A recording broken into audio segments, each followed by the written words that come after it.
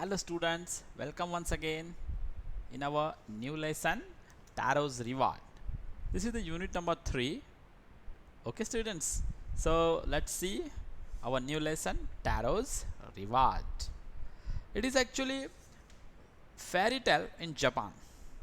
It is the story of son named Taro who was loving son. He wanted to fulfill the wishes of his parents. Okay students, so before starting the lesson, can you tell me some answers? Okay, tell me, what are the qualities of good child? Yes, that obedience, respect, honesty, loyalty, patience, sincerely. So these are the qualities of good child. Let me ask one more question. Are you a good child? Yes, of course you are. Okay students, and so dear children, let me ask one thing another, that have you received any reward in your school?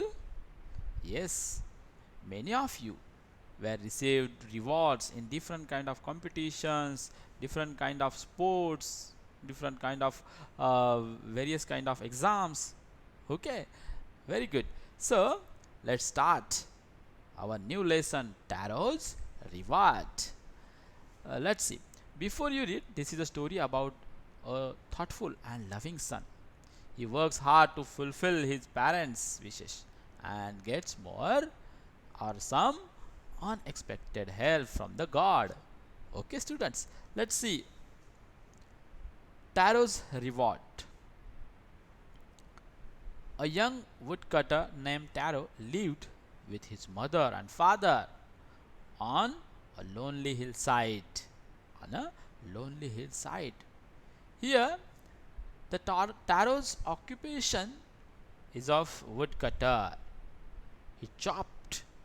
Chop means cut the wood into pieces, like that. So this woodcutter, that Taro, he was lived. He was lived with his mother and father on a lonely hillside. All day long he chopped wood in the forest. Though he worked very hard, he earned very little money. He worked very hard. He want to fulfill the wish of his parents.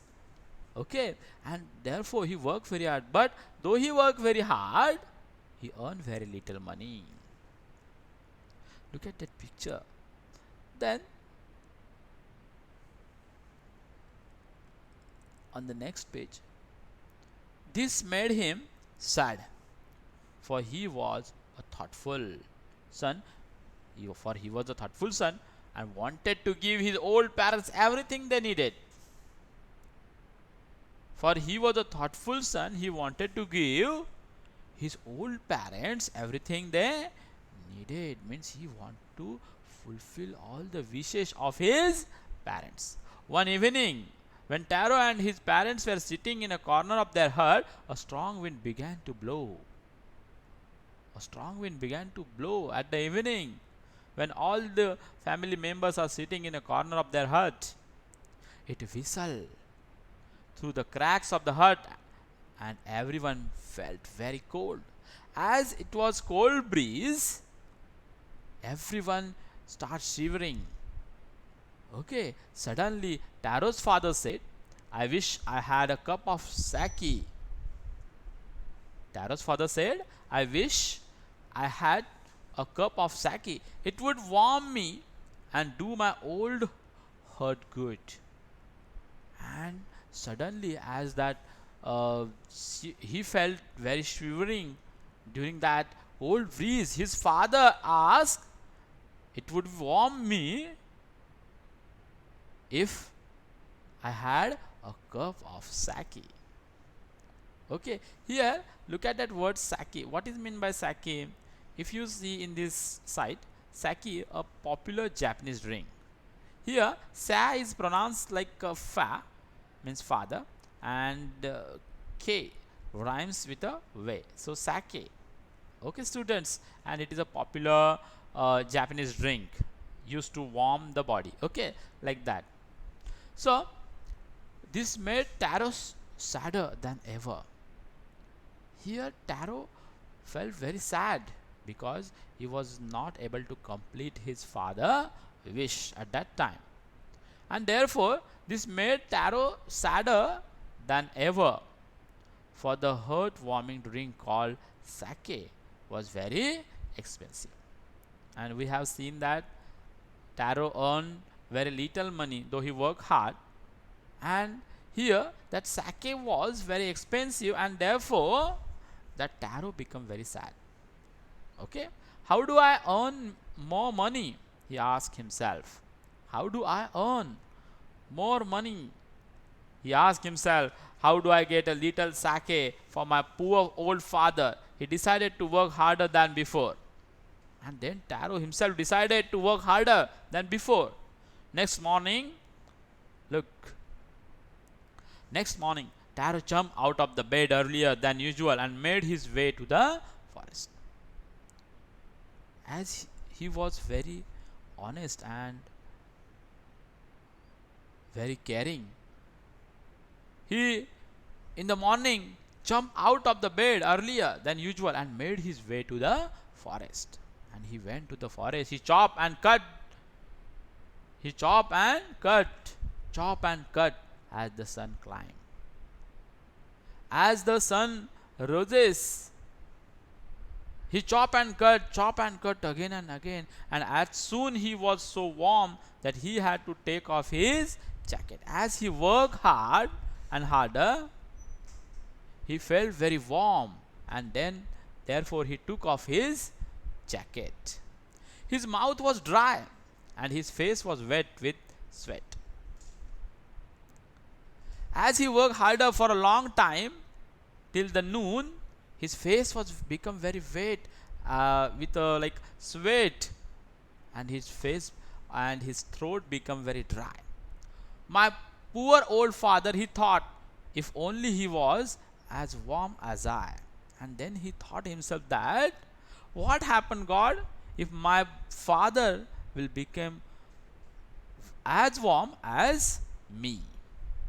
And then again he started to work very hard. And with that he began to chop even faster, thinking of extra money he must earn to buy the sake to warm the old man's bones. And this thought only like clicked in his mind, and he started chopping very faster that he could earn more money for his old father. And then suddenly Taro stopped chopping. In between, what happened? Suddenly Taro stopped chopping. Why he was stopped? Let's see. I think you are very curious to know. What was that sound? Here, look at that. What was that sound? Look at that next page. He heard. Means Taro heard a different sound in between. Could it possibly be rushing water? He thought himself.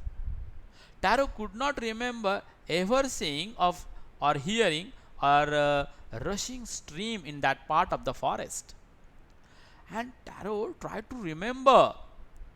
He never ever seen that rushing stream in the part of that forest where he worked. He was thirsty. The axe dropped out of his hand and he ran in the direction of the sound. And suddenly he dropped his axe down and ran toward the direction of sound that he heard during the time of work. Taro saw a beautiful little waterfall hidden behind a rock. And when he went there, he saw a beautiful little waterfall. It was behind a rock. Kneeling at a place where the water flowed quietly, he cupped a little in his hand and put it to his lips. And he was also surprised. Like he never want to wait for a minute only. And he suddenly went there and cup up a little water in his hands and put it to his lips. And suddenly, oh, what happened? Was it a water or was it a sake? He tasted it again and again, and always it was delicious sake instead of a cold water. And look, what a surprising thing happened. As Taro went there to test the water, he found that a delicious sake at that place. It was just a sake instead of cold water. Taro also surprised. Then look what happened next. Taro quickly filled the pitcher he had with him and hurried home. Pitcher is like a pot usually made of mud. Okay, that we like we carried water bottle along with us whenever schools are going. Like that, pitcher is a small pot carried with workers mainly. So Taro quickly filled the pitcher he had with him and hurried home. The old man was delighted with the sake, and when he went to the home, he showed immediately that sake to his father. And that old man means his father was delighted. Then, after, look at that picture, people. And then, after, only one swallow of the liquid, he stopped shivering and did a little dance in the middle of the floor. And then what happened? When his father drank that sake, his shivering suddenly stopped and did a little dance in the middle of the floor. And it's a really good news for Taro. He was really happy while saying this. And that afternoon, a neighbor stopped by visit. And that afternoon, a neighbor stopped by for a visit. Taro's father was polite and he told, see what happened. Taro's father politely offered her a cup of the sake to that neighbor or visitor. Okay, the lady drank it greedily. That lady was actually greedy, and she drank all that sake greedily and thanked the old man. Then Taro told her the story of the magic waterfall that he had seen in the forest.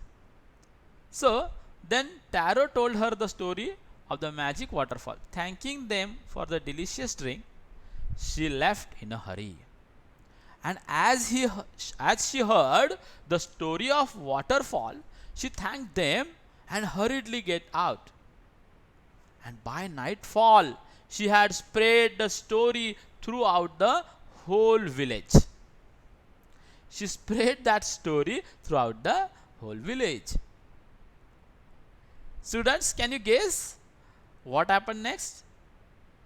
Let's see. That evening, there was a long procession of visitors to the woodcutter's house. And therefore, as everybody heard that news, many of neighbors went there at Taro's house. Each man heard the story of the waterfall and took a sip of the sake. In less than an hour, the pitcher was empty. As many of people were visited the Taro's house, every time Taro's father and Taro both took them a sip of sake, and therefore that whole the pitcher was empty within an hour. So next morning, Taro started for work. Even then, earlier than the morning before, he started his work even early than morning before. He carried with him the largest pitcher he owned. And on the next day, Taro carried the largest pitcher that he owned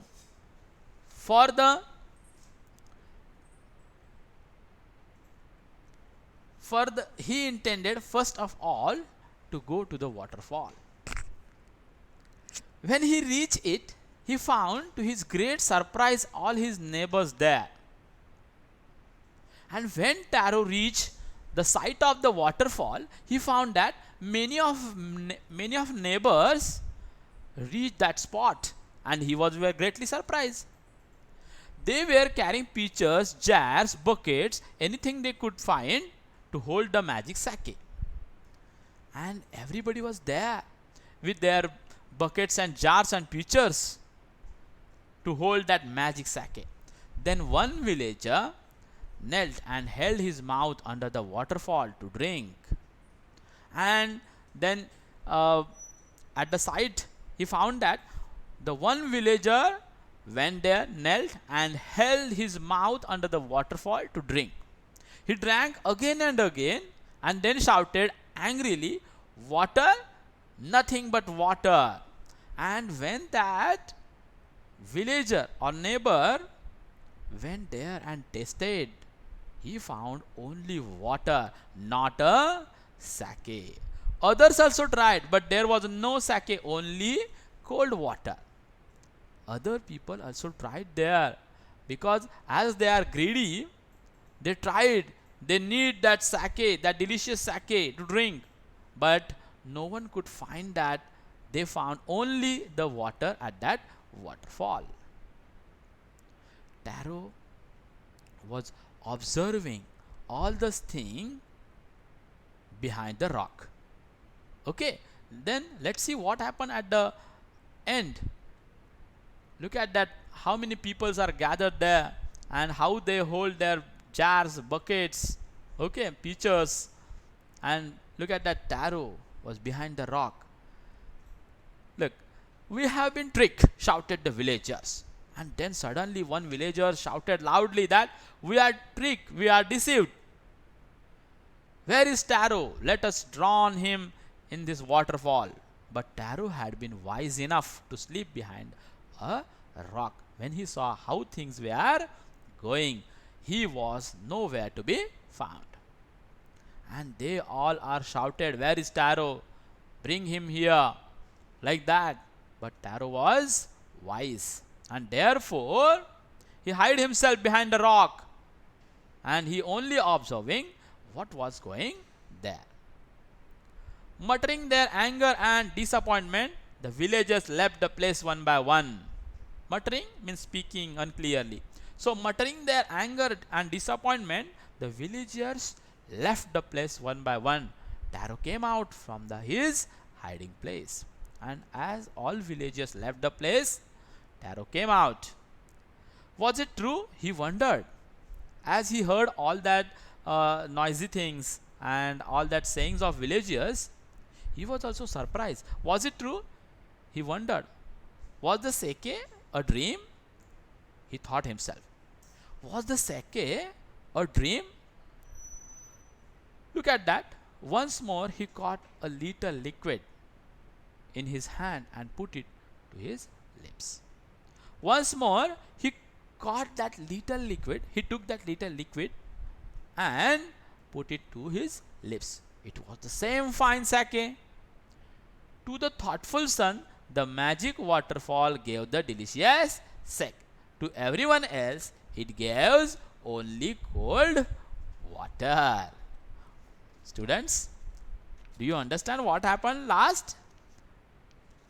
To everyone, it gave only cold water, but as Taro was only thoughtful son, the magic waterfall gave him delicious sake. Look at that next page. The story of Taro and his magic.